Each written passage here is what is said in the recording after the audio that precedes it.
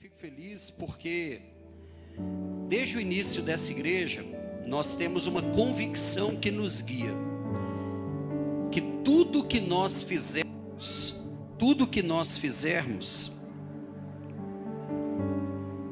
nós vamos fazer guiado por um propósito. Nós não fazemos eventos para ter eventos. Nós não fazemos eventos para preencher um espaço da agenda, para fazer você movimentar. Porque movimento sem propósito é perda de tempo, é só canseira. Movimento sem propósito é perda de tempo e canseira. E nós não fazemos isso. Então, por isso que em cada momento que a gente se reúne aqui, não importa se é culto de quinta, de domingo, se é culto de mulheres, se é culto de homens, se é culto de jovens, em todos eles nós temos visto a presença de Deus se manifestando. Porque nós estamos fazendo com um propósito. Nós não queremos gastar nem um minuto do seu tempo em vão, com coisas inúteis, com coisas supérfluas. O tempo é precioso demais. E essa jornada que hoje nós estamos iniciando, o Aziel foi lá pegar para mim o negócio? Foi? Já está ali? Entrega para os irmãos, por favor. Eu vou mandar depois também digital, mas eu achei melhor entregar para você o esboço escrito. E aí você sempre que vier, traga uma caneta, traga um papel, traga um caderno, para você anotar. Nós vamos ministrar, vai ser um mix entre um ensino e uma pregação. E toda pregação tem ensino. Então sempre traga para você anotar, para você não perder. Então essa jornada que se inicia hoje, ela é exatamente isso, nós vamos tratar do que é essencial. Nós vamos tratar do que é, sem dúvida, o conhecimento mais importante. Eu tenho 47 anos de idade. Tá falhando meu microfone, eu vou usar o outro aqui. Tá ruim.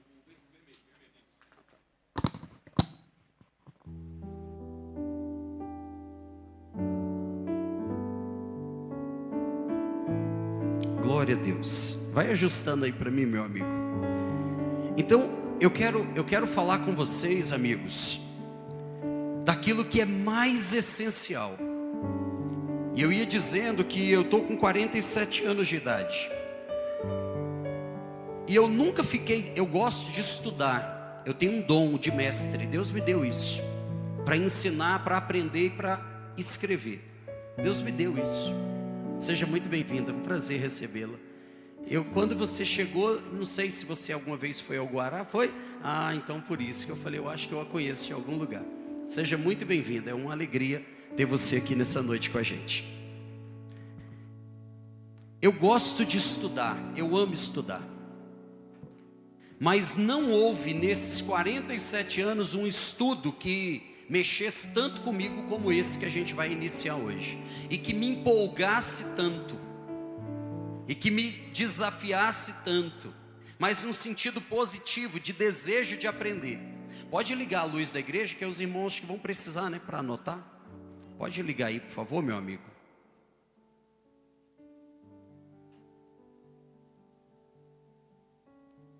Aí, assim ficou melhor, né, irmãos? Glória a Deus. Tá bom. Glória a Deus. Irmãos, então hoje nós vamos iniciar essa jornada. E aí, só para você entender rapidinho, tá? Eu peço que você então se concentre, não fica andando. Quem não estiver trabalhando, senta aí para você se concentrar. Nós vamos falar, como eu estava dizendo, sobre aquilo que é mais importante. Eu não vou desperdiçar um minuto do seu tempo com coisas secundárias, só coisas extremamente importantes. E nós vamos iniciar, eu até coloquei aí módulo 1, a gente vai caminhar por alguns módulos aí, tudo de forma prática, objetiva e com foco na transformação. Escute aqui, olha para cá. Deixa o pessoal entregar e depois você concentra aqui para você não perder nada.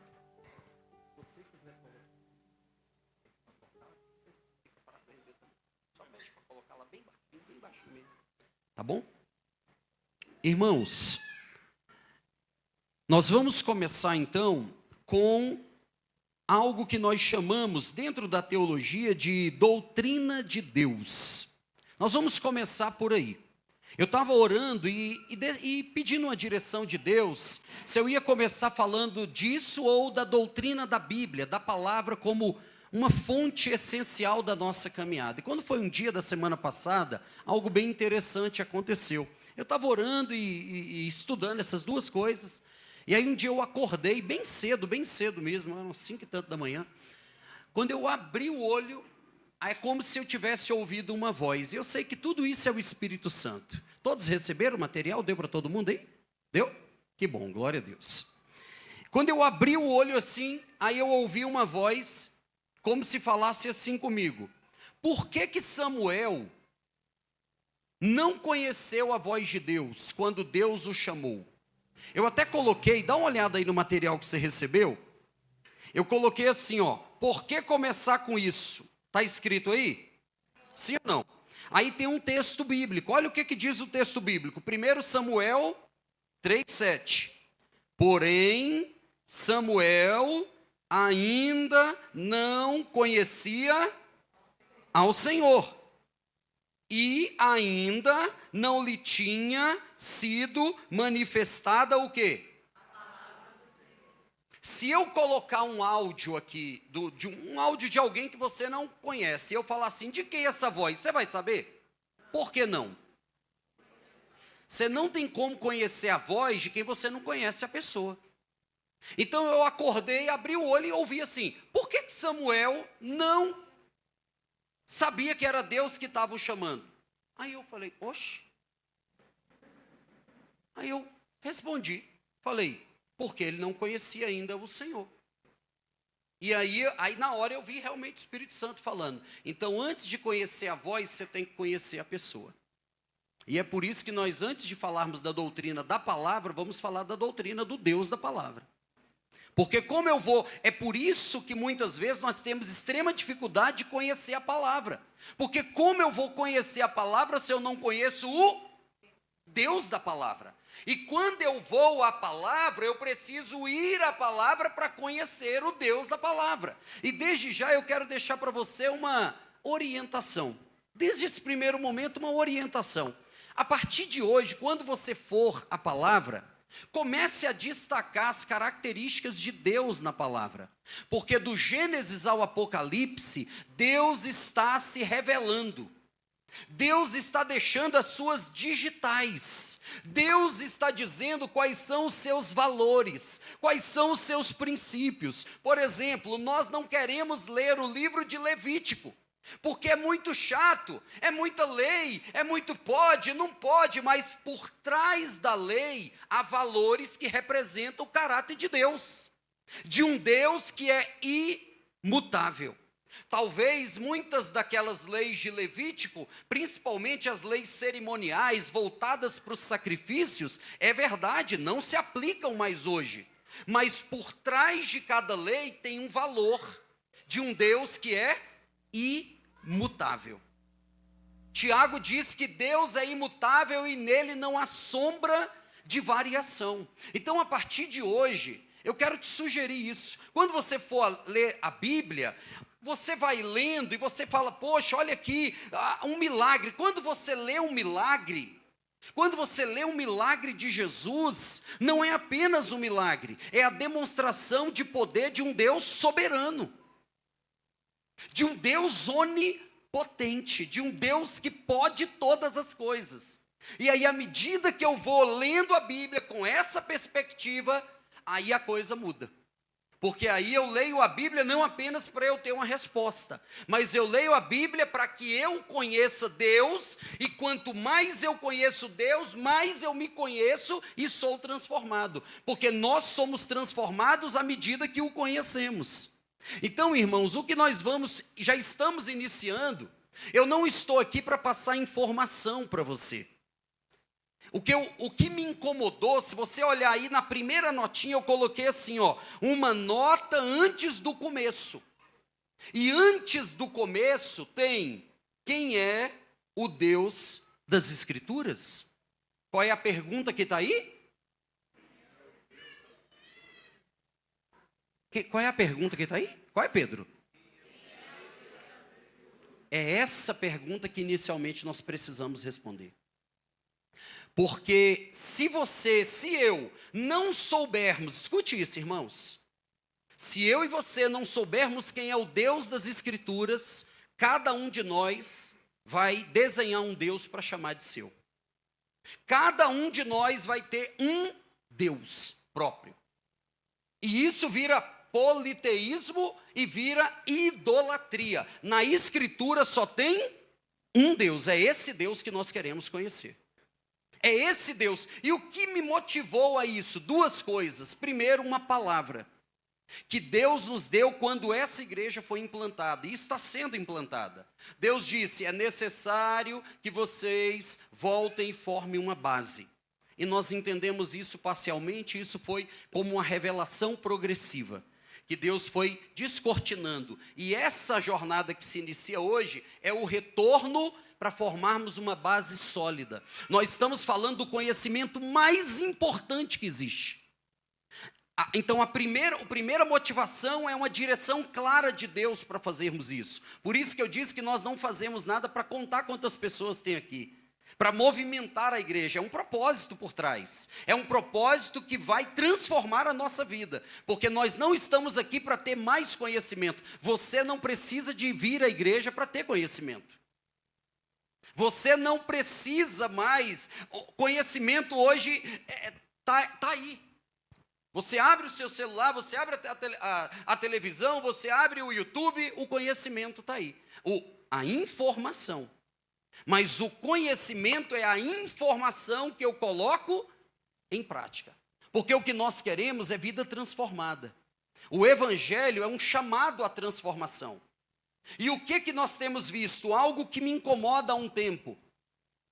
E que esse estudo ele visa nos ajudar. Que é diminuir, escute isso aqui, a lacuna, o abismo muitas vezes, que existe entre o que eu digo, o que eu creio, e a forma como eu vivo. Existe muitas vezes, irmãos, uma dualidade. Eu digo crer em algo, mas eu vivo de uma forma diferente do que eu creio. E essa lacuna é onde Satanás trabalha. A lacuna entre o que eu creio e o que eu vivo. Por exemplo, Tiago capítulo 1, versículo 22, diz o quê? Diz assim, Tiago 1, 22. E não sejam somente ouvintes, mas sejam o que, igreja? Praticantes da palavra. Ele diz, não sejam apenas ouvintes, enganando-vos a vós mesmos. Sejam o que ele está falando? Praticantes. Aí se você ler o versículo 25 de Tiago 1, ele diz assim, se vocês perseverarem em praticar a palavra, vocês serão bem-aventurados em tudo o que fizerem. Ora, está aí a palavra de vitória, irmão. Isso aqui é uma campanha de vitória. Tem vitória maior do que você ser abençoado em tudo que fizer? Tem, minha amiga Leilane? Já pensou você ser bem-sucedido em tudo que fizer, Fred? Ele diz, quando você vive segundo a palavra. Sabe por quê? Porque quando eu vivo segundo a palavra, eu não vou ficar correndo atrás da bênção. É a bênção que me alcança. É a bênção de Deus que me persegue. Você está entendendo, irmãos? Nós estamos nessa noite sendo chamados a viver segundo a palavra praticada. Não podemos, escute isso aqui, que isso aqui é base. Nós não podemos achar normal dizer que crê em Deus e viver como ateu. Não é normal. E esse estudo, essa ministração, essa série, jornada que se inicia hoje, visa nos ajudar a acabar com isso. E isso não é de hoje.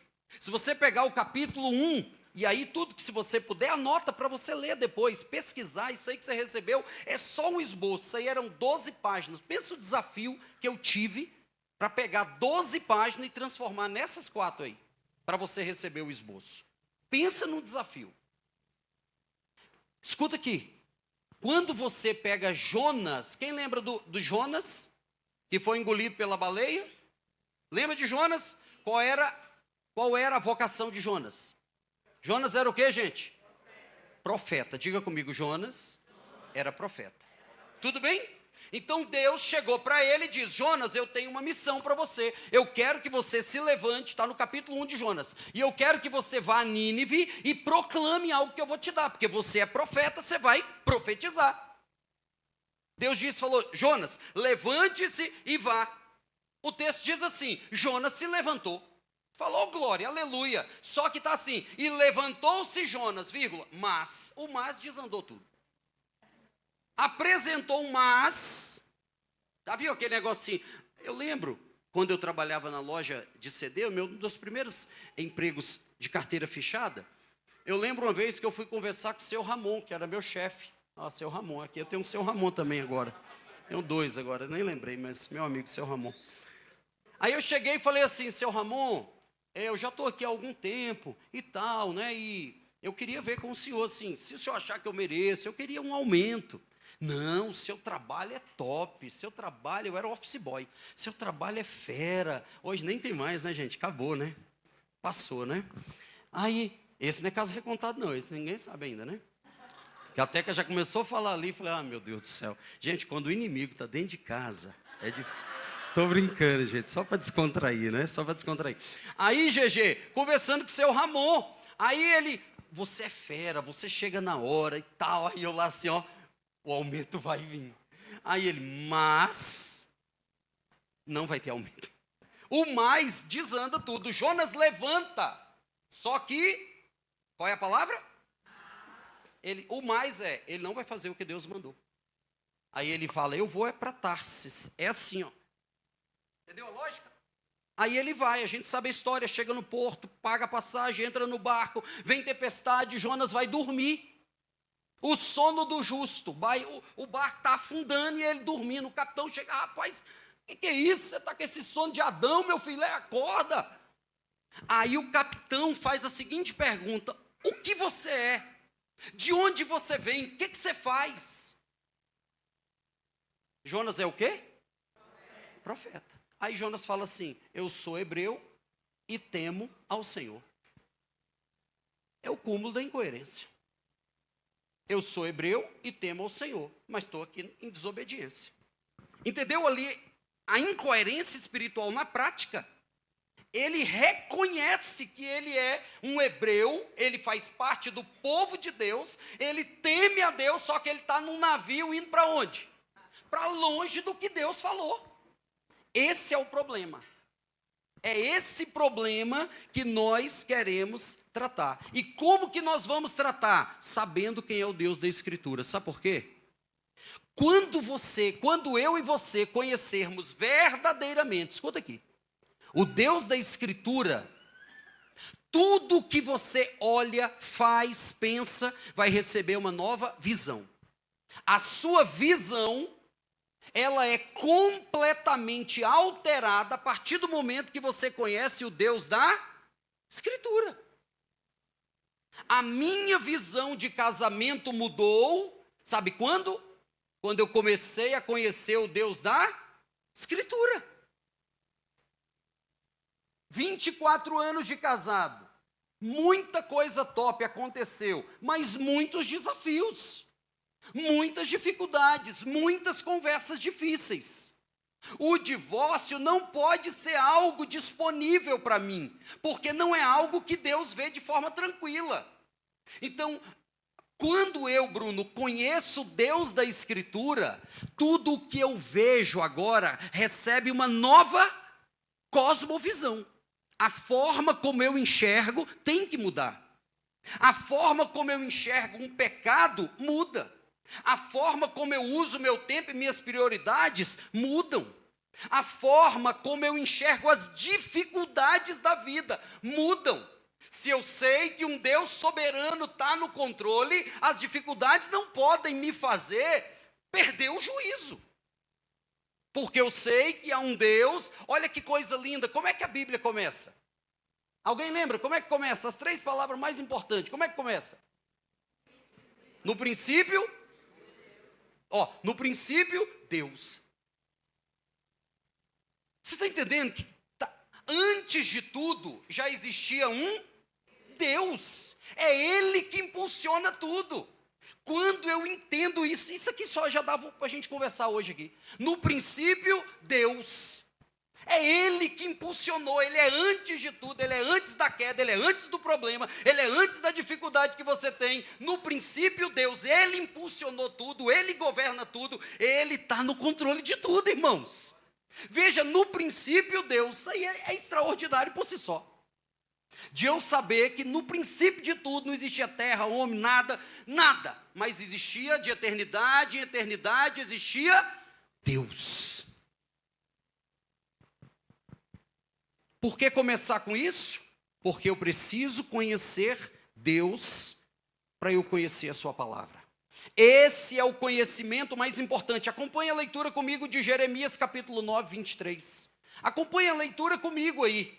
Em Jeremias capítulo 9, versículo 23, você vai encontrar o que muitos estudiosos chamam de tríade da vaidade ou do orgulho. Tríade da vaidade ou do orgulho. Olha o que diz Wellington, pastor, por que esse conhecimento é importante? Eu vou te mostrar, porque Deus disse que é importante. Escuta o que está em Jeremias 9, 23. Assim diz o Senhor. Escuta bem aqui, só para você entender uma coisa. O assim diz o Senhor, não é que a palavra que vai vir agora tem mais peso do que aquela que não tem o assim diz o Senhor. Não, o assim diz o Senhor é quase que a mesma coisa que Jesus falava quando ele dizia assim, em verdade, vos digo, hoje nós temos aspas, negrito, itálico, sublinhado, para destacar. O assim diz o Senhor e o em verdade vos digo, também é um recurso para dizer, alertem-se, atentem-se para isso aqui. Eu quero que você fique atento ao que eu vou falar, é isso que Deus está dizendo. Assim diz o Senhor, não se glorie o sábio na sua sabedoria, não se glorie o forte na sua força, não se glorie o rico na sua, diga comigo, sabedoria, força, riqueza. Essa é a tríade do orgulho. Se você pegar hoje, pega o mundo inteiro, onde tem orgulho, ou vai estar no entendimento e intelectualismo que a pessoa tem, ou na força e poder de influência que ele tem, ou na riqueza que ele tem. Está aqui. Gira nessa tríade aí. Inteligência, força e influência. Hoje como é que é? As pessoas falam assim, deixa eu ver uma igreja, deixa eu ver uma pessoa, deixa eu ver quantas pessoas seguem ele. Porque a influência é poder, é força. Então ele está dizendo, não coloque a sua força nisso, não se sustente na sua sabedoria, na sua força, na sua riqueza, mas o que se gloriar, glorie-se nisto, em quê? Me ajuda? Está entendendo aí? Mas aquele que quer colocar a sua confiança em algo, aquele que quer falar assim, uau, eu estou melhorando, eu estou indo bem, faça isso aqui, em me entender e em me conhecer. Tem diferença? Tem ou não tem? Na teologia se usam 2 palavras. A primeira, a palavra teologia é o estudo de Deus. O que é teologia? Estudo de Deus, simples assim. Teologia, se você pegar de trás para frente, é logos theo, estudo de Deus. Estudo de Deus. Só que dentro da teologia tem essa temática que a gente está falando, que nós poderíamos chamar de teontologia. Teontologia. Teontologia. Veja que é parecido. Mas a palavra onto, a palavra onto é o estudo da essência. Ontologia é o que estuda a essência. Quando ele diz entender, é eu ter informação de Deus. Só que nem todos que têm informação de Deus conhecem Deus. Vocês estão entendendo isso? Por exemplo, eu trabalho lá na Câmara. Aí vamos imaginar, volta e meia eu estou lá tomando um café, aí tá, sei lá, eu falo até com os meninos. Às vezes até tiro uma foto assim de longe só para zoar e mando para os meninos. Aí tá lá o Tiririca. Então vamos imaginar, tá lá o Tiririca. Abestado. Tá lá o Tiririca, tomando um café lá e tal. Aí imagina, que eu sou um fã do Tiririca, apenas imagine. E eu estudei tudo sobre o Tiririca, eu entendo sobre Tiririca, entendeu a lógica? Eu sei tudo, onde ele nasceu, quantos anos ele tem, quantos shows ele já fez e tal, tudo. Aí eu chego e falo, rapaz, tudo bem, Tiririca? Aí ele, quem é tu, abestado? Porque eu tenho informação dele, mas eu não o conheço, porque conhecimento é relacionamento. Por isso que nós não estamos aqui atrás de informação. A gente está atrás de conhecimento que gera relacionamento e que gera transformação. Diga comigo, conhecimento, relacionamento, transformação. Então eu quero que vocês me entendam e o que, meus irmãos? Me conheçam, que eu sou o Senhor que faço beneficência, juízo e justiça na terra, porque destas coisas me agrado, diz o Senhor. Deus está dizendo, eu tenho prazer, quando eu vejo o meu povo buscando me conhecer. Esse é o início. Agora, olha, João 17,3, meus amigos, acompanha comigo. Irmãos, está tudo bem até agora? Amém? Está tudo bem? Tudo bem? Está quente a igreja? Eu vi algumas pessoas abanando, tá não? Está de boa, né? Tá bom. Eu estou com calor danado. O ar está ligado? Eu acho que vou colocar o púlpito bem aqui, deixa eu ver. Aqui ficava bom. Mas vou ficar aqui mesmo. João 17,3, escuta o que está escrito. E a vida eterna é? Que faça o quê? Conheçam, único, e a quem? Desde já, escuta aqui. Percebeu como conhecer a Deus está ligado com vida eterna? Então não é de informação que a gente está falando. A gente está falando de conhecimento, que gera relacionamento, que gera transformação, que gera vida eterna. Conhecimento de Deus caminha junto com vida eterna. Diga isso comigo, conhecimento de Deus caminha junto com vida eterna. Tem algum assunto mais importante para nós do que vida eterna? Não tem.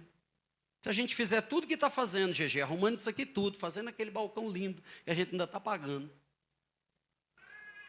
e a gente morrer na praia, adiantou alguma coisa? Adiantou, irmãos? Adiantou andar 40 anos no deserto e morrer no deserto? É isso que nós queremos? Não, é por isso que a gente está estudando isso. Porque a igreja não ensinar sobre o Deus da igreja é a maior incoerência que existe. Tem incoerência maior. Eu não espero que a Câmara me ensine sobre Deus, mas eu espero que a igreja me ensine sobre Deus. Porque nós não somos outra coisa senão uma embaixada do céu aqui nesse lugar. Escute. E a verdade e a vida eterna é essa, que conheçam a ti, o único e verdadeiro, só tem um Deus das Escrituras. Você entendeu isso? E o que eu espero vou chamar assim para ficar bem didático, nesse módulo que eu estou iniciando com você, é que a gente no final entenda que só tem um Deus. Quem é o Deus da Escritura? Eu sei quem é, não é um Deus que eu inventei. Mais cedo eu estava conversando com um irmão amigo e eu disse para ele, hoje está normal a gente olhar para Deus, minha amiga Cleide, e só ver um atributo. Qual? Qual é o amor que a gente hoje... Eu estou dando o gabarito, depois... e só um detalhe, eu acabei não falando.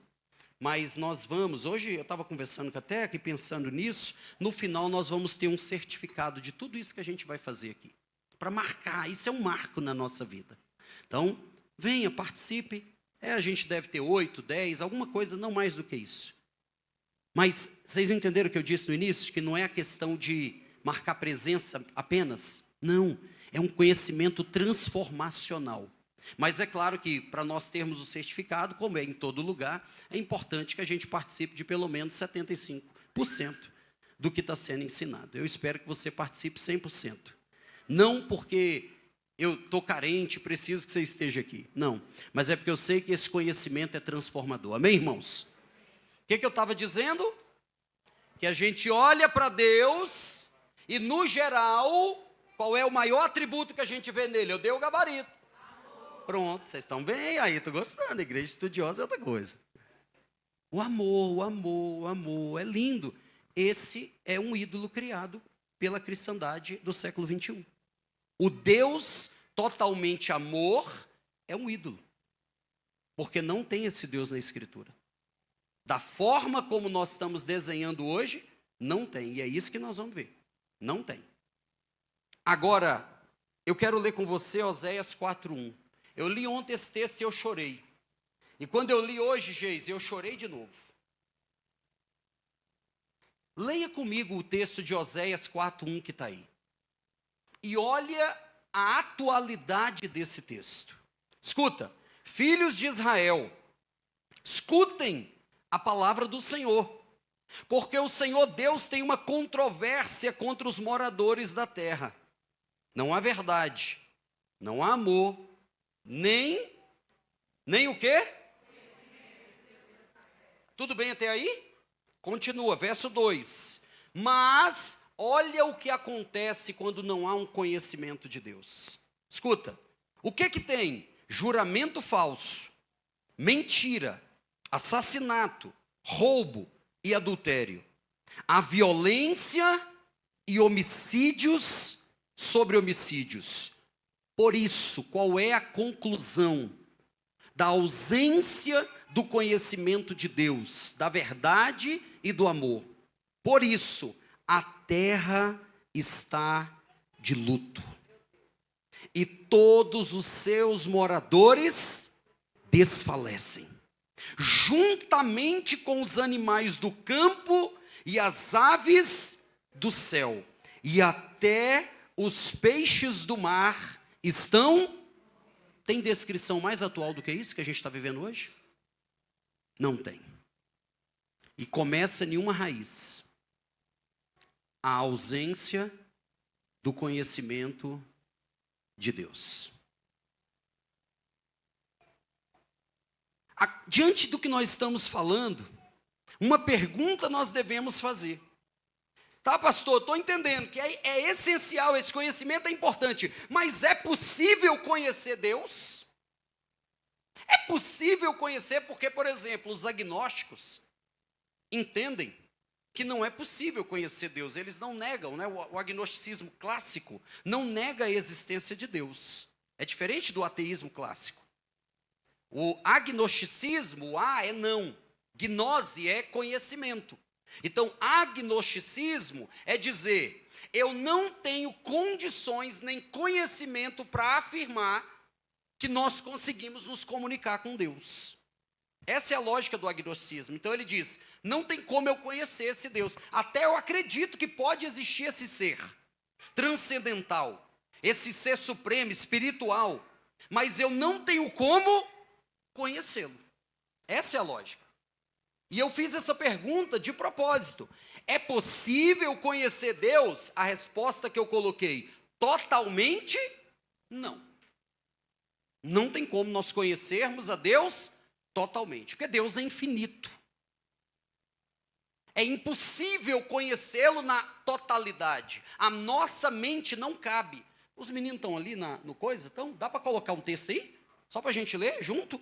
1 Timóteo 6,13, bem rapidão, vê se coloca bem rápido. Já está aparecendo aqui a tela, pronto. Escuta aí, 1 Timóteo 6,13. Diante de Deus, que preserva a vida de todas as coisas, e diante de Cristo, que na presença de Pôncio Pilatos fez a boca confissão, eu exorto você a guardar este mandato imaculado, irrepreensível. Será que é isso mesmo? Mas vamos lá. Até a manifestação de nosso Senhor Jesus Cristo. Pode passar. Será que eu anotei errado? Tá, vai chegar aqui. Pronto, vamos ler aqui. O qual, no tempo certo há de ser revelado pelo bendito e único, olha as características de Deus, bendito e único soberano, Rei dos reis, Senhor dos senhores, pode passar, o único que possui o quê? Imortalidade, que habita o quê, irmãos? Inacessível, a quem ninguém jamais viu, nem é capaz de ver. A ele honra e poder eterno. Amém. O que Paulo aqui está dizendo? Ele está falando dos atributos deste Deus, que habita numa luz inacessível. O que ele está dizendo? Eu não tenho como conhecer Deus totalmente, mas não significa que eu não posso conhecê-lo. Olha a linha B aí que eu coloquei para você. A pergunta é possível conhecer Deus parcialmente e suficientemente? Sim. Parcialmente e suficientemente. Sabe o que é isso? Deus revelou tudo que é suficiente para nós termos uma vida transformada, minha amiga Kézia, e a vida eterna. Deus revelou tudo que é suficiente para que eu tenha a vida eterna. É possível conhecer Deus? Sim, por meio daquilo que Ele revelou de si mesmo. Sabe por que nós podemos conhecer Deus um pouco? Porque Ele decidiu se apresentar a nós. Ele decidiu, minha amiga Lourdes, se permitir conhecer. Olha que coisa linda, irmãos. Ele permitiu isso. O conhecimento de Deus é para salvação e transformação, como a gente já viu. Então, no 2.1 eu coloquei assim, o conhecimento de Deus que nós temos, normalmente, é adquirido por meio do que o próprio Deus decidiu o quê? Se auto-revelar. Ele decidiu, Japão, se revelar para nós. Ele permitiu se revelar para nós. Então é possível conhecê-lo, sim. Olha Jeremias 29:13 que eu coloquei aí. E buscar-me-eis e me achareis quando? E o finalzinho diz o quê? Ele está dizendo que se nós procurarmos Anderson, ele vai se deixar achar. É o pique-esconde que o papai brinca com o filho. Eu fiz isso com os meninos muitas vezes. E eu deixava um pé de fora da cortina. Eu deixava para... Minha cabeça é difícil de... Enfim, esconder, né? Mas eles achavam, é isso que Deus está dizendo. Se você me buscar, eu vou deixar você me encontrar. Você está entendendo, você que está aqui? Como é que é seu nome? Maria Eduarda. Ah, Maria Eduarda. Nome da minha filha. Já veio aqui outras vezes, né, Maria Eduarda? Já. Maria Eduarda, Deus está dizendo que se você procurar, Ele vai deixar você encontrá-lo. E quando você o encontra, você nunca mais vai ser a mesma. Porque esse encontro é transformador. Está entendendo, irmãos? Agora, a pergunta é, por que Deus não revelou tudo de si? Por duas coisas. Primeiro, porque Ele é infinito e nós somos o quê? Limitados. Olha o Salmo 147:5.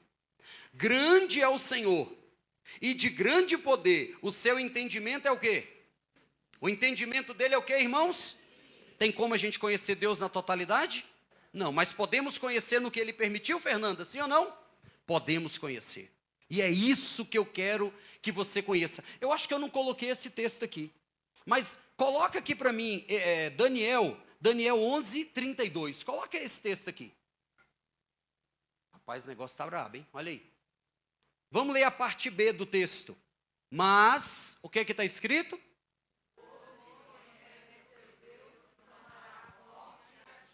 O povo que conhece o seu Deus é o quê? Agora vamos colocar de forma negativa. O que vira? O povo que não conhece é o quê? É o quê, Pedro? É o quê? E o quê? Inativo? Passivo? Parado? É isso que nós não queremos. Vocês estão entendendo o que eu estou falando?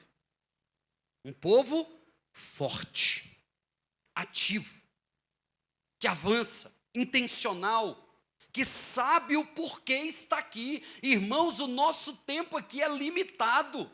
Davi cumpriu o seu propósito na sua geração. E hoje, quem é que está aqui? Nós. É a hora de eu cumprir o meu propósito. É por isso que isso aqui, o conhecimento de Deus, meus amigos, me tomou de um jeito que não tem como eu me desconectar disso. Eu não estou dizendo que eu estou doido, que eu estou fanático, não. Eu estou dizendo é que não há mais vida secular e vida cristã. Não tem como separar, porque esse Deus é tudo em tudo. Não tem como mais eu enxergar as coisas por outra ótica que não seja a ótica de Deus, de quem Ele é. É isso que nós estamos falando. Um povo que conhece seu Deus é um povo o quê? Forte. E será que a fraqueza da igreja do século 21 não está em uma raiz da falta de conhecimento de Deus? Eu estou, e não falo isso diante de Deus, mas vou falar, mas diante de Deus não falo com nenhuma prepotência, com nenhuma ideia de superioridade, porque não tem isso, graças a Deus.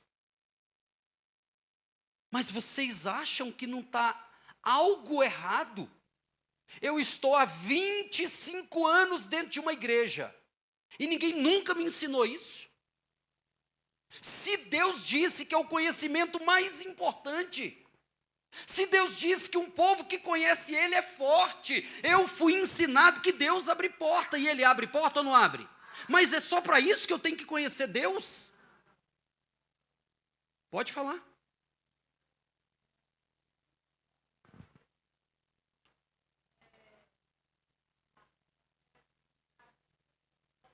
Pronto. Pronto.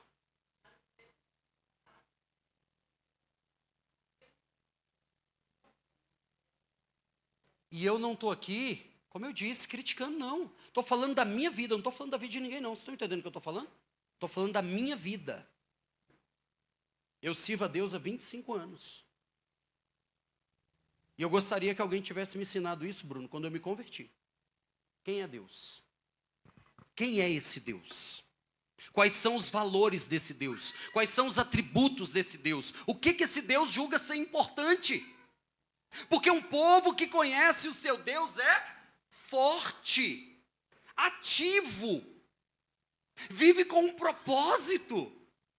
Quem está falando isso é Daniel, que conhecia tanto a Deus, que ele está na Babilônia, no meio do panteão de idolatria, de imoralidade sexual, de tudo que você imaginar. Daniel tinha 17 anos de idade. Não coloque a sua idade como justificativa para o pecado.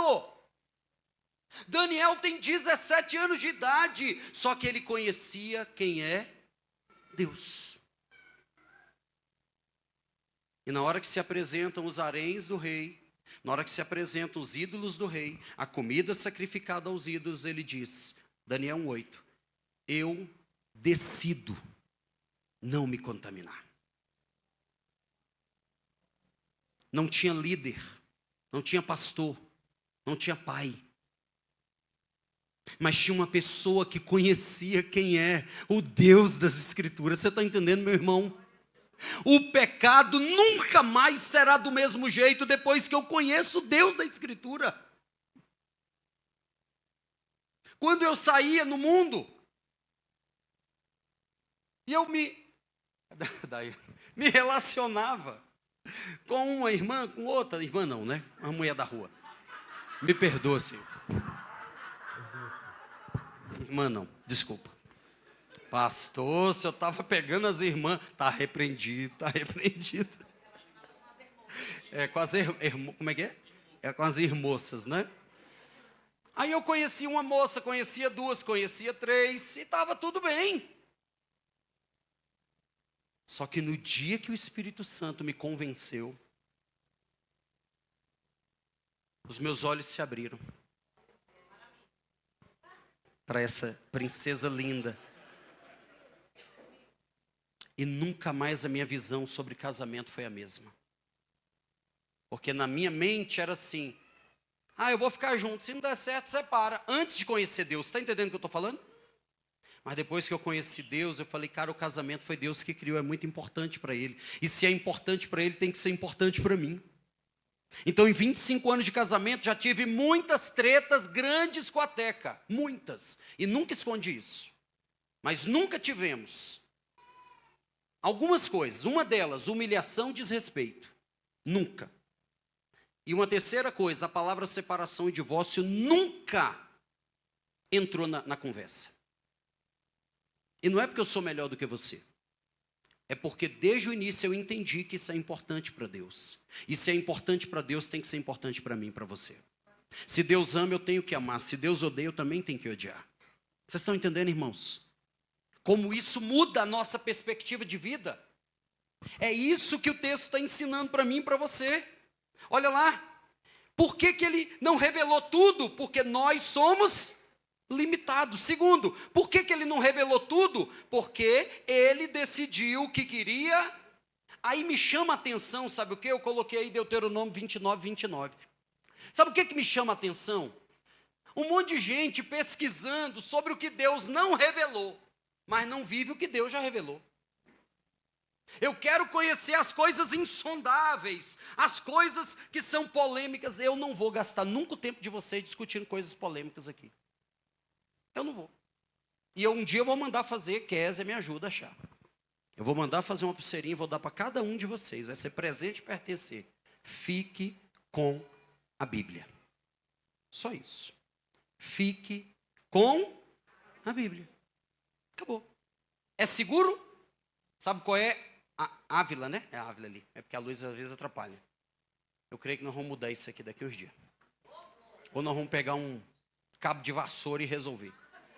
Tô brincando, irmãos. Tô brincando. Amém. Aí, ó. Eita, Jesus. É na base do cabo de vassoura. Escuta. Eu até esqueci o que eu ia falar com o amém do Theo. Eu esqueci. A pulseira, obrigado. Só para ver se você estava atento, Bruno. Parabéns. Irmãos, a segurança desta comunidade de fé, a segurança das nossas famílias, o futuro e legado para os nossos filhos, passa por um púlpito bíblico. Se nós não negociarmos isso aqui, se nós não transigirmos nem 1 centímetro, nós vamos longe. Entendeu, meu amigo Edmilton? Nós vamos longe. E eu estou disposto a fazer o que fizer, o que for, o que tiver ao meu alcance. Quantos aqui também estão? Para que essa igreja, a marca dela não seja quantidade de carro, não. Eu não quero saber se tem 10 mil, 20, não. Eu quero saber se nós vamos viver segundo a Bíblia. Essa tem que ser a marca dessa igreja. Um povo que conhece o seu Deus é forte, é ativo. É um povo que vive com propósito, é um povo que agrada a Deus, não porque tem medo do inferno, mas porque quer honrá-lo. É isso que nós queremos. Por que Deus... Aí olha o que diz Deuteronômio 29, 29. As coisas encobertas pertencem a quem? Ao Senhor nosso Deus. Porém, as reveladas pertencem... Deus está dizendo, sabe o quê? Que tem coisa, Dodô, que ele decidiu não revelar. E ponto. Acabou. Entendeu, minha amiga Márcia? Deus decidiu não revelar. E ponto final. E ele tem que dar justificativa para nós? Sim ou não? Tem ou não tem? Não. Ele é soberano. O que ele revelou já é suficiente para a gente ter uma vida extraordinária, sim ou não? Para a gente ter uma vida transformada, sim ou não? É nisso que eu quero que a gente se concentre. Vamos avançar. Deus se revelou, diga Deus se revelou de duas formas. Diga revelação geral, revelação especial. Fazer um comentário pontual, depois você vai ler isso aí. Para a gente avançar. Deus se revelou de duas formas. Uma nós chamamos de revelação o quê? Geral. A outra revelação o quê? Especial. Por exemplo, a revelação geral é a revelação que está... Veja, tudo onde Deus anda, onde Deus passa, e Ele está em todo lugar, Ele deixa suas digitais. Nós vamos falar em algum momento aqui de forma bem objetiva sobre a doutrina da Trindade. um Deus único que se manifesta em 3 pessoas: Deus Pai, Deus Filho e Deus Espírito Santo.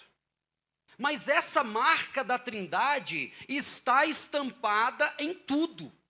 O tempo é um só tempo, mas nós temos passado, presente, futuro. Isso é a marca de Deus. Você está vendo isso aqui? Pronto, eu vou ilustrar com isso aqui. Está aqui. Um banco, um ornamento, sei lá como é que é o nome disso. Esse, como é o nome? Mesa, pronto. Mesa, também conhecido como mesa. Poxa, profundo, hein? Rapaz, você vê, mesa de... Pronto. Banco, ornamento, também conhecido como mesa. Tá bom. Essa mesa, ela precisa de uma base mínima para ficar de pé. Que base mínima é essa? Madeira, quantos pés? Se tirar um, fica de pé? Tem condições de ficar de pé só com 2? É a marca de Deus. Vocês estão entendendo isso? Está em todo lugar. Então a revelação geral de Deus é a revelação que eu vejo nas coisas criadas. Meus amigos que tocam aqui normalmente vão fazer um acorde. No mínimo precisa, em regra, 3 notas.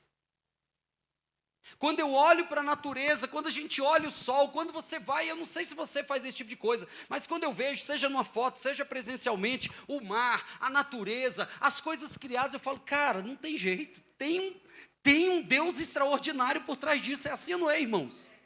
Você pensar como um dia desse eu estava no Uber com um cara, aí ele falou assim, rapaz do céu, parece que o sol está embaixo do carro. Eu falei, você sabe o tanto que Deus é perfeito? Aí ele, como assim? Eu falei, o Sol está a 159 milhões de quilômetros da Terra.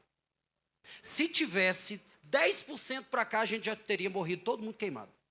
Aí ele, é mesmo? Eu falei, é. Ele falou, rapaz, nunca parei para pensar nisso. Eu falei, quando o Sol nasce, são 8 minutos para ele chegar e aquecer a Terra. Olha como Deus cuida de nós. Ponto, já deixei a semente do Evangelho. Ponto, você está entendendo o que eu estou falando?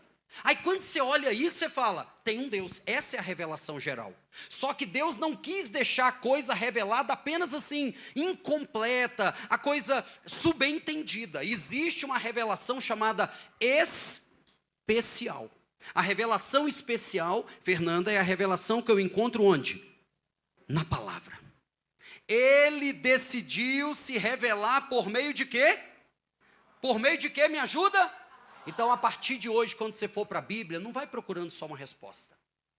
Vá procurando se encontrar com Deus. Você vai ver a diferença. Não vá só querendo marcar 3 para ler o do dia. Vá procurar Deus. Comece a destacar na sua Bíblia, quando falar que Ele é soberano, você marca, opa, olha aqui como é que Deus é forte. Quando falar que Ele perdoou, que Ele é misericordioso, marca isso. E aí a gente começa a entender, a conhecer esse Deus. Então Deus se revelou de uma maneira geral. A coisa criada mostra isso. Você já parou para pensar na maravilha que é a gestação? Eu digo no sentido de você entender como é que do nada vai crescendo aquele negócio, daqui a pouco está lá a bolinha de carne, nasceu. Não entra na nossa mente um negócio desse. É ou não é? Não entra, irmãos. É Deus. É Deus se revelando, um Deus soberano que faz coisas que a nossa mente, Gabriel, não dá conta de entender.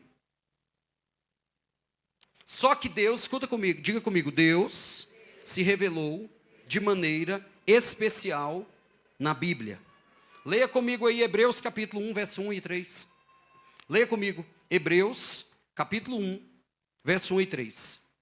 Antigamente, Deus falou muitas vezes, está acompanhando, irmãos?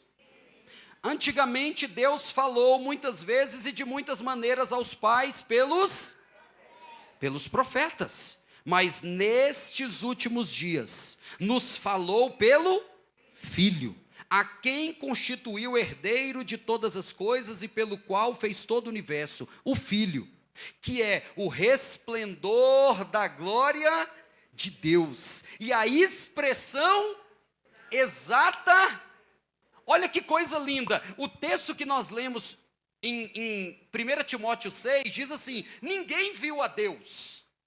Só que aqui o autor aos Hebreus está dizendo: esse Deus que ninguém viu, decidiu se revelar por Cristo, para que nós pudéssemos vê-lo. E aqui está dizendo, Fred, que Cristo, diga comigo, Cristo é a expressão exata de quem Deus é.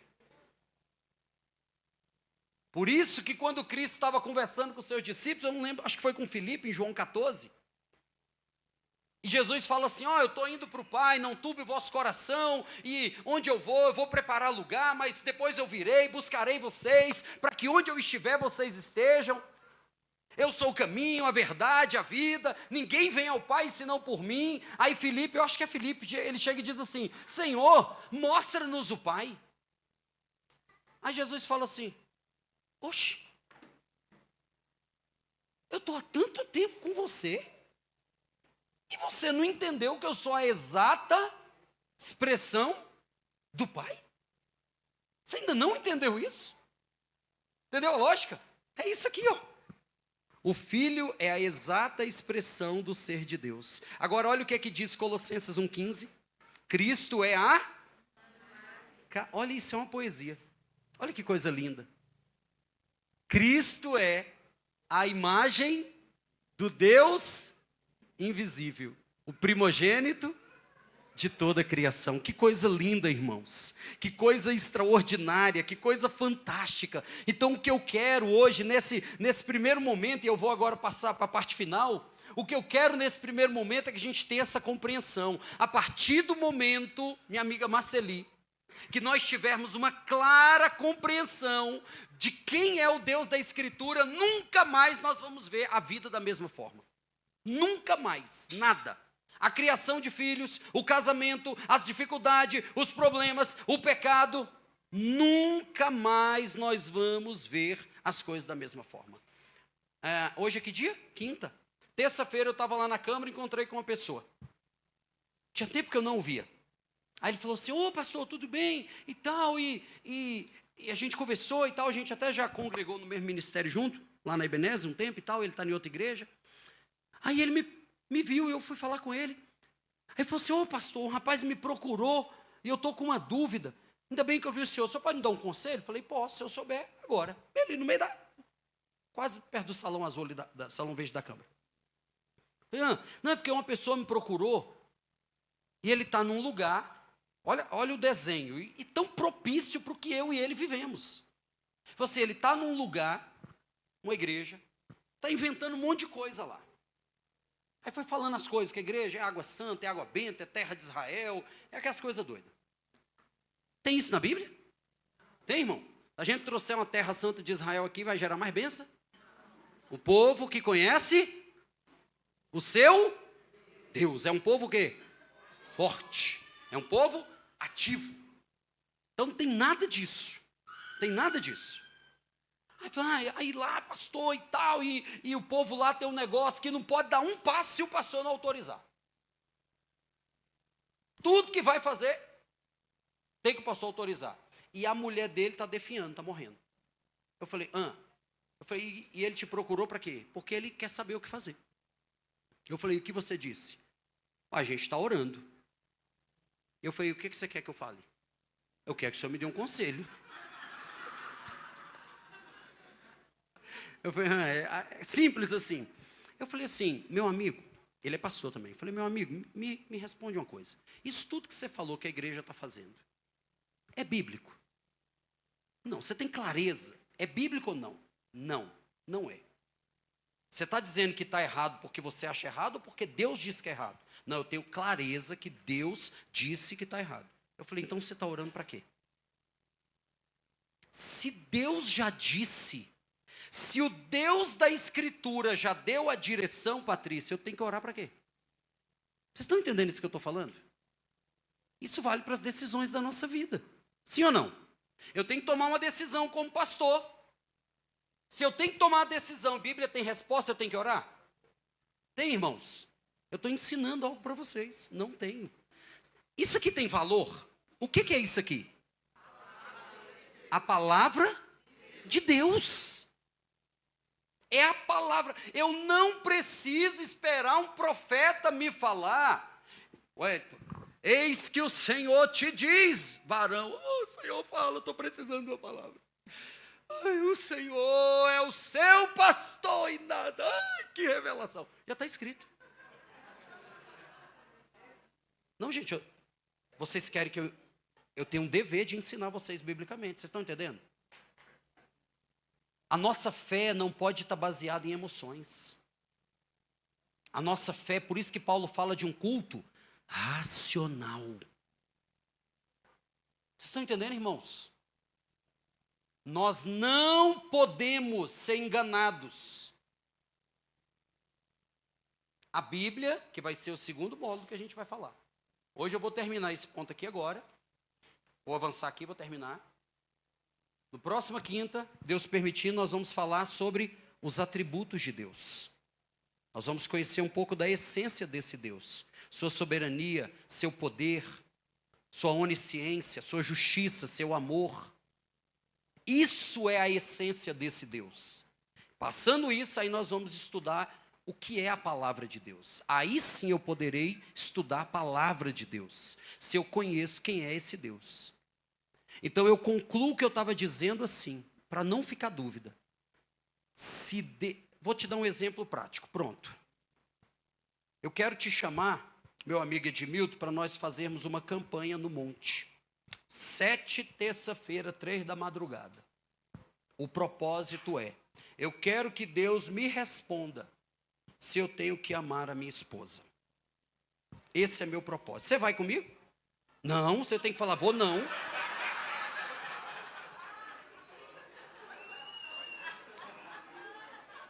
Vamos de novo, eu te peguei de surpresa. Eu vou daqui para lá, tá? Eu vou dar um exemplo prático para vocês entenderem. Meu amigo Edmilton, eu vou te chamar para fazer uma campanha no monte. 7, terça-feira, 3 da manhã. E o propósito é, eu quero que Deus responda se é para eu amar a minha esposa. Você vai comigo?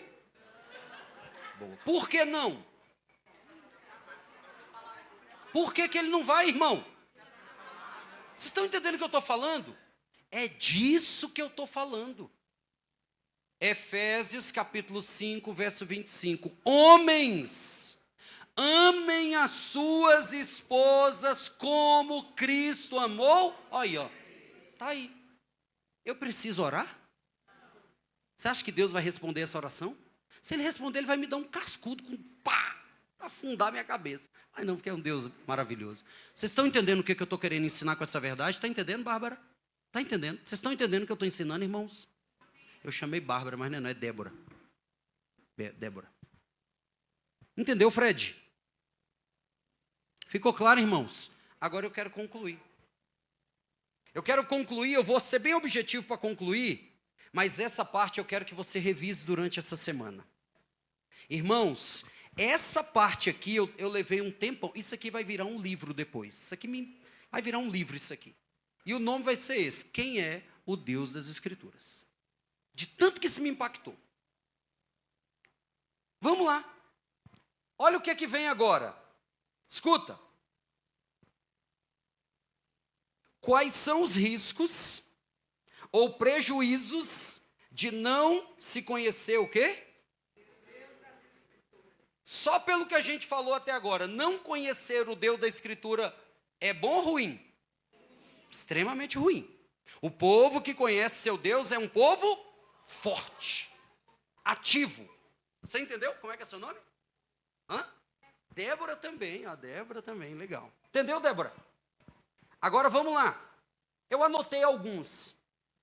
Quais são os prejuízos ou riscos de não se conhecer o Deus da Escritura? 1. Existirá um abismo entre o que afirmamos acreditar e a forma que nós realmente vivemos. Haverá uma incoerência e uma dualidade espiritual. O que a Bíblia diz em Mateus 23? Acompanha comigo. Então Jesus falou às multidões e aos seus discípulos: na cadeira de Moisés se assentaram os escribas e os fariseus. Portanto, façam e observem tudo o que eles disserem a vocês, mas não os imitem em suas... Por quê? Entendeu, minha amiga Cleide? Se eu não conheço o Deus da Escritura, eu vou dizer uma coisa e viver... Minha amiga Alda, a senhora está entendendo o que eu estou falando? Faz sentido isso, minha amiga? Se eu não conheço o Deus da Escritura, eu vou viver de um jeito e dizer que creio de outro. Entendeu isso, Patrícia? 2. Qual é o risco ou prejuízo de não conhecer o Deus da Escritura? Não há como ter uma fé inabalável se esta não tiver fundamentada em quê? No Deus inabalável. Escuta aqui. Todas as pessoas da face da terra têm fé em algo ou alguém. Todas as pessoas da face da terra têm fé em algo ou alguém. Escuta isso. Naquilo, Aziel, que eu colocar a minha fé, eu deposito a minha expectativa de satisfação. No que eu colocar a minha fé, eu deposito a minha expectativa de... Vamos pegar Jeremias. Wellington, se você colocar a sua fé na riqueza, qual é a minha expectativa? Que a riqueza supra tudo que eu preciso. Se eu colocar minha fé no conhecimento, a minha expectativa é que o conhecimento supra tudo que eu preciso. E eu vou achar que é a riqueza que vai me dar sentido, propósito, realização. E não há frustração maior quando a gente cai em si e vê que ganhamos milhões, alcançamos mestrados, doutorados, IADs, fizemos, compramos e o coração continua gritando. Se você tem fé que suprir todos os seus desejos da natureza carnal, que vai te trazer satisfação, você está prestes a viver a maior frustração da sua vida. Porque não vai. Nada pode suprir um lugar que tem dentro de mim, de você, reservado para Deus. Se eu não conheço o Deus da Escritura, qual é a consequência? Eu não tenho como ter uma fé inabalável. Aí deixa eu te falar, nos projetos aqui da igreja, eu quero um dia fazer uma conferência chamada Fé. Como é que é o nome da conferência? Deus me deu isso tem quase um ano. E por que a gente ainda não fez? Porque se eu não conheço o Deus da palavra, como Ele é, a minha fé é fraca. Porque a minha fé vai depender de impulso. Mas se eu conheço o Deus da palavra, a minha fé está fundamentada no caráter dEle. Você está entendendo isso? Está entendendo, Bruna? No caráter dEle, não no impulso. Não tem como ter uma fé inabalável se a minha fé não tiver em um Deus que é inabalável. Aí, olha o que está o Salmo 9:10. Em ti, irmãos, a Bíblia é linda demais. Olha minha irmã Zilma que está na intercessão. Inclusive, quero fazer um convite para toda a igreja. Só abrir o parênteses rápido aqui. Tipo Jequiti, pá, joga e já volto. Todos estão convidados a participar com a gente da intercessão. A gente quer montar uma equipe para ter uma pessoa a cada 2 meses. Uma pessoa ali, orando, intercedendo. Amém? Entendeu o aviso? Então depois nos procure, dê seu nome, pode dar o nome para minha irmã Zilma, e aí ela está aí me ajudando nisso. Mas olha o que diz o Salmo 9:10, escuta irmãos, em ti o quê? O quê? Opa, em ti confiarão os... Como é que está o nível da sua fé? E eu não estou aqui defendendo uma fé mega, 100%, full time, 100%, só vitória, só glória, só... Não, irmão, a vida não é assim. Tem hora que a gente está lá embaixo, tem ou não é? Tem ou não tem? Só que se o estilo de vida é um estilo de vida sem fé, o diagnóstico é a ausência do conhecimento de Deus. Wellington, você está falando isso de onde? A resposta está aí. Salmo 9:10. Olha, Emanuel. Em ti confiarão quem?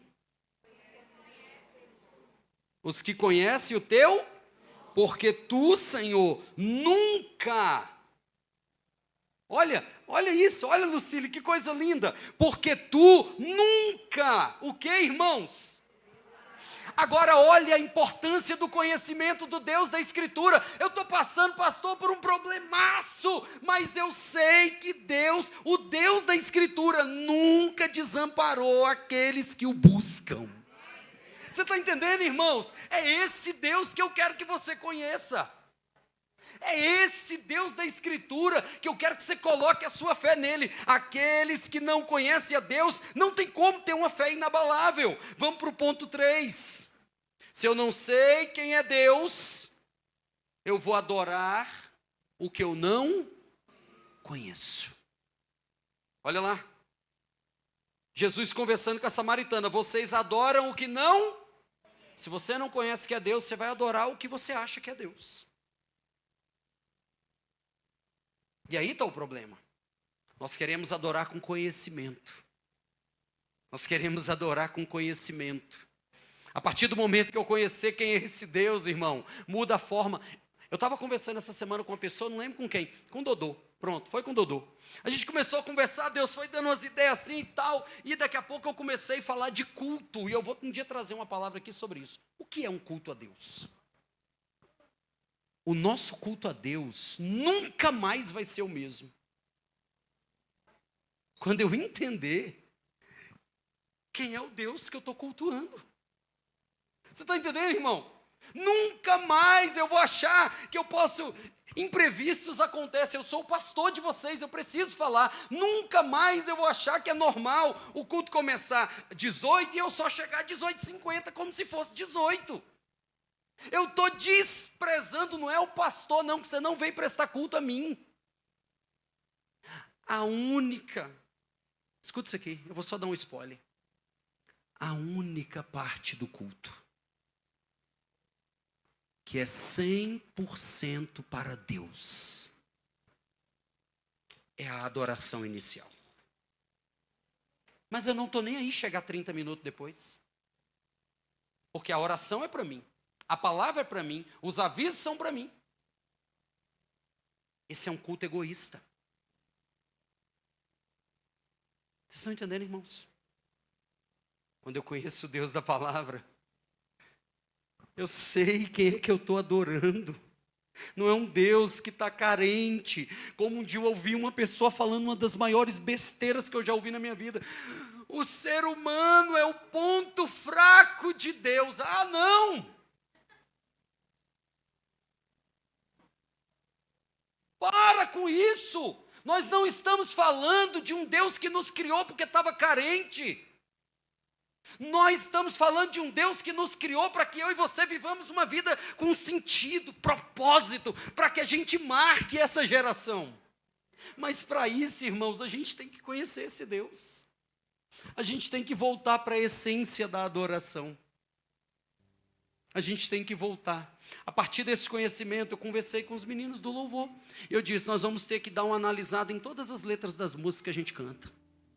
Porque eu não quero mais ficar música, olha para mim, faz para mim, vem para mim, dá para mim. Não, não, irmão, eu até posso cantar isso, mas não pode ser a essência da minha adoração. Adoração é do homem, é vertical, é do homem para Deus. Você está entendendo, irmãos? Isso muda a forma de eu adorar. Só que como que eu vou adorar se eu não o conheço? E eu vou terminar aqui, já deu. 4.4.